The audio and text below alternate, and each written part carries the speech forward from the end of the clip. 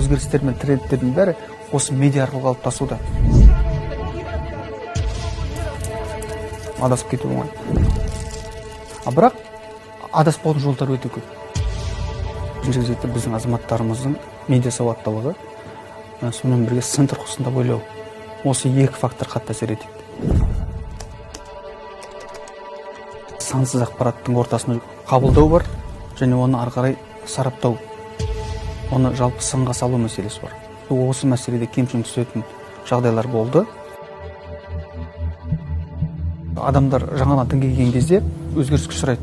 Психологтар өздерінің бір термині бар, нефиттер деп айтады. Олар енді бүкіл әлемді өзгерткісі келеді. Бірақ өткінші кезең деструктивті бағыттағы ақпараттарды білімсіздіктен бөлісу, дінге қатысты терминдер шатастыру, қосымша діни бірлестіктерге қатысты ақпараттарды шатастыру, бұның бәрі білесіз, бұның бәрі құқықтық жауапкершілікке алып келеді.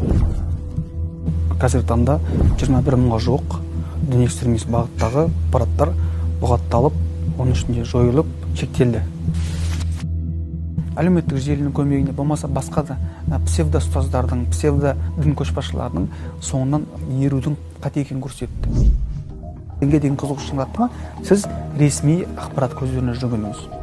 Егер де ата-ана күдіктенсе, осы баласы қисық жолға түсті, болмаса адасып жүр деген бір өзінің күдігі болса, әрине біздің әр өңірде орталықтарымыз бар, сарапшылар бар, жарияланған фотопосттар, видеороликтер, уағыздардың бәрін зерделеп береді. Осы саланың маманы ретінде де, тұлға ретінде де бұл бізге берілген миссия деп қарастырар едім.